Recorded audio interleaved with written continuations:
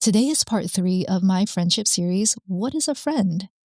I thought it would be useful to talk about how to handle the actual friction that happens when your friend isn't treating you the way you want to be treated.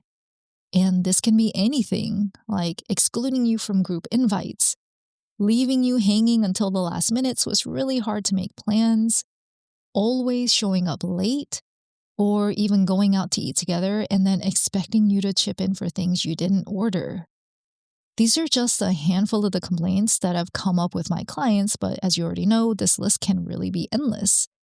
So it's basically anything that feels somewhat inconsiderate to you, where you frequently feel frustrated or annoyed by your friends, and you just don't feel good about how they handle any of this. If this sounds familiar, then buckle up, because you and I are going to talk about how to think through this and what to do about it.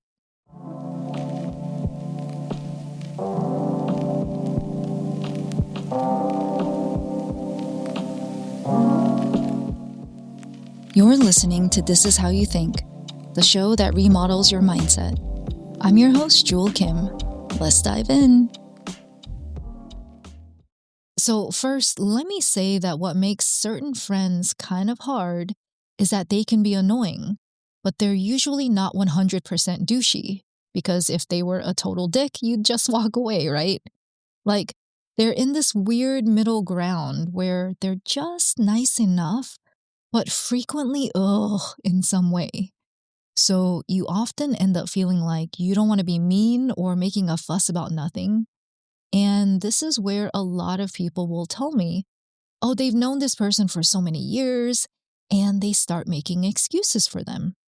Or even worse, they start spiraling because they feel less than, like, what's wrong with me that people treat me this way? Which is where I probably come in sounding like an asshole, but I always say, so what? So what if you've known them for 20 years? So what if you know them from church or school or work? I get that that can make things a little bit awkward, but the bottom line is they ain't treating you right. So what are you going to do about it?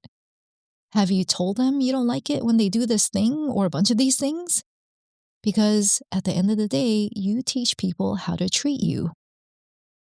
Now, you'd be surprised at how many of these people, when I ask them if they've communicated what it is they don't like, and they'll usually say one of two things. They either say no because they're conflict avoidant as heck, or they say yes, but then I find out that it was done in such a super indirect, roundabout, beating around the bush kind of way that saying it might as well not even have happened. But they think that that person should know, that that person should have picked up on that one tiny time they said something. Okay, so if you are in the first category where you're conflict avoidant, and this includes me, I'm raising my hand, this is where setting boundaries comes into play. And I always remind people that you can set boundaries without being mean about it, because a boundary is really just you asking for what you need so that y'all can get along. For other people, the answer is sometimes learning that a disagreement doesn't necessarily mean conflict. Just because we see things differently doesn't mean we're going to have a fight. Although, side note here, if the other person is the type to get into a fight for you asking for what you need, then they probably don't belong in your friend bucket. Now, if you're the person who drops a lot of hints or has said something once, like a while ago, my 2 cents is that maybe you want to try being more direct, at least one more time before cutting ties. Because to me, okay, and keep in mind that I am very literal, very Drax-like. This is some of that autism, okay? But there is a huge difference between saying, I'm not a fan of that, versus, if you want to hang out together, can we do something else? Or you can be super duper direct, like this character in Tulsa King, who told his girl, if you do it again, then you and I are not going to know each other. Now, I know that comes off super confrontational, so obviously you don't have to say that, but I love that show, by the way, okay? I remember watching that scene like, oh, shizzles, I'm totally stealing that line. I'm banking it for a future day. Anyway, the point is, I don't care how you say it as long as you say it. Like, if you care about being fair and giving the friendship a real chance, then you kind of got to open your mouth and say something to the other person and see how they respond. And that'll tell you, because this will be their chance to repair the relationship or your permission slip to walk away. But unfortunately, I do think a lot of us make ourselves a silent judge, jury, and executioner. I think you know what I mean here, where we wait and we don't ever say anything when something bothers us. So then our resentment grows and keeps growing over time until we reach the point of no return. By then, we don't want to be friends with them anymore, so there's no chance to fix it. I think that's sad because sometimes it's true you gotta leave the relationship, but sometimes it was totally fixable, but we didn't give them a chance. And God knows I've done that plenty of times. Not proud of it, but also kinda not surprising considering that's the only example I'd ever seen from my parents cutting friends out of their lives without any discussion.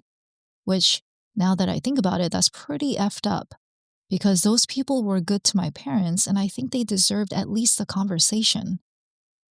So, over the last decade, as I'm really focusing on learning who I am and trying to become more of who I'm meant to be, there's a lot to this where I think I don't want to be my parents.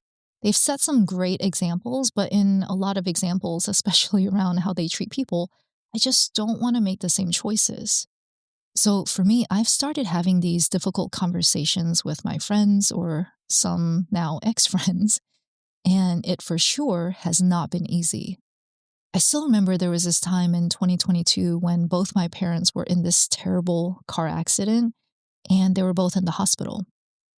My so called friend asked me once, okay, just once about it before changing the subject to her launch not going well. She was selling a program at the time.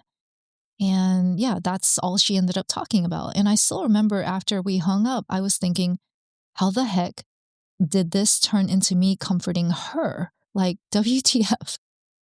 And every single time she called during that period, she only ever talked about herself.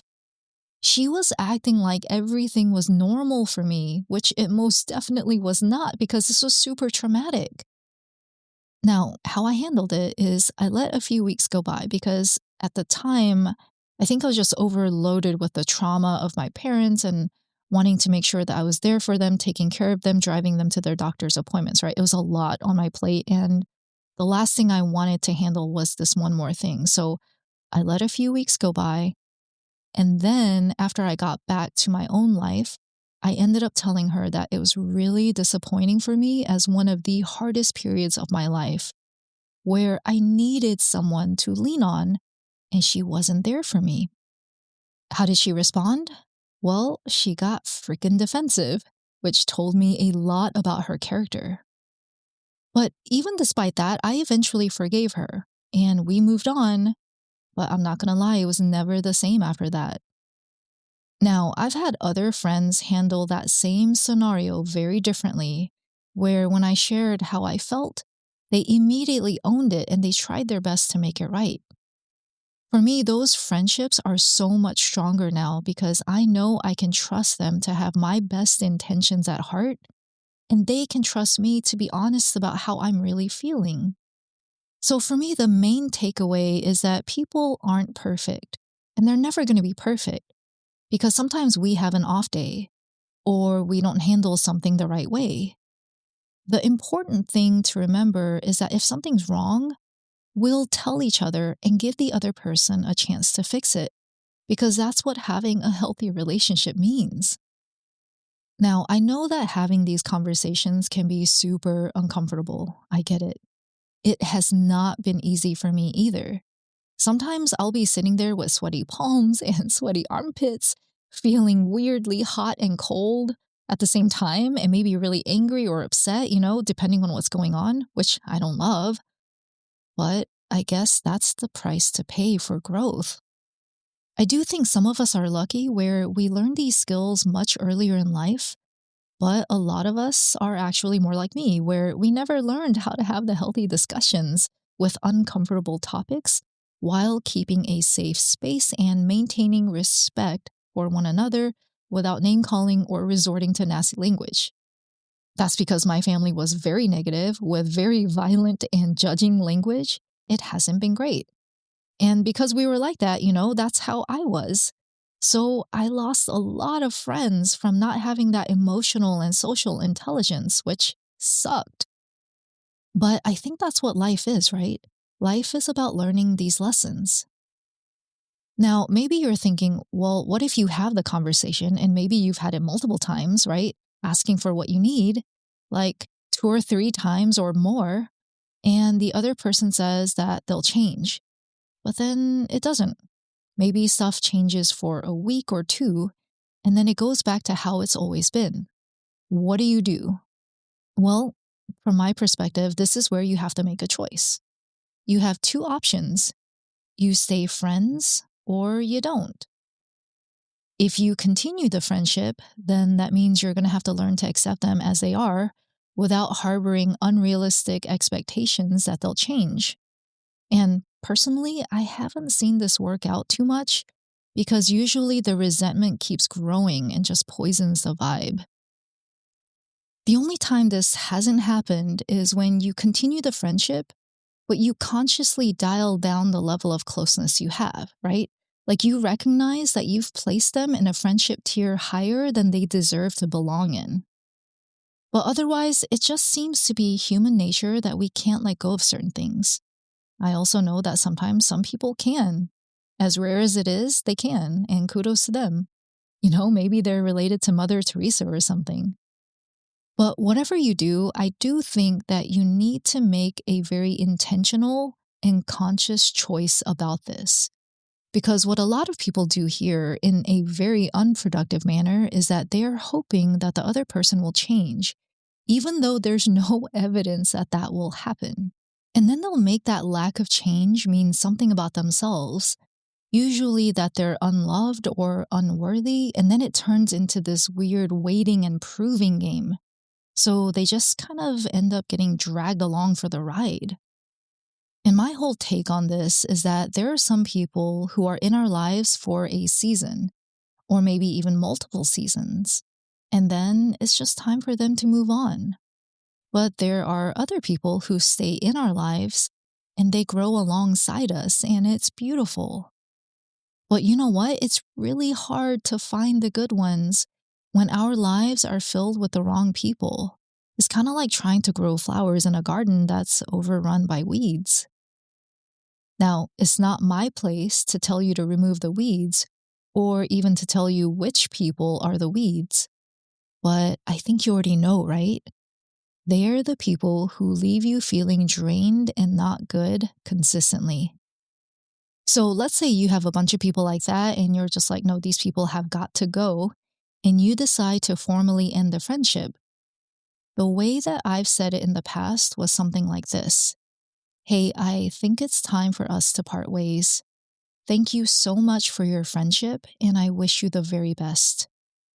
I did not feel like I owed an explanation, and if they kept asking for one, I just said that we weren't a good fit. We were going in different directions. We had different goals. I usually don't tell people unless they really showed that they wanted and valued honest feedback, but that's been very, very rare. Anyway, I've said it before, but I will say it again. There's so many people who would love to be your friend. Now, what stops a lot of people from ending unhealthy, toxic friendships is this fear of being alone or being lonely, of thinking, but then I'll have no one. So I just need you to know that I think you're awesome and you deserve to be surrounded by people who think you're hot shit. I promise you those people are out there, but it's up to you to find them instead of waiting for them to just fall in your lap, okay? You deserve to have people who love you and have your back. Alrighty, that's it for this week. If you know someone who needs to hear this episode, do me a favor and send it to them. It'll help them and it'll help me grow the show. If you have any questions, hit me up on LinkedIn. As always, thank you so much for listening. You're amazing, and I believe in you. See you next time.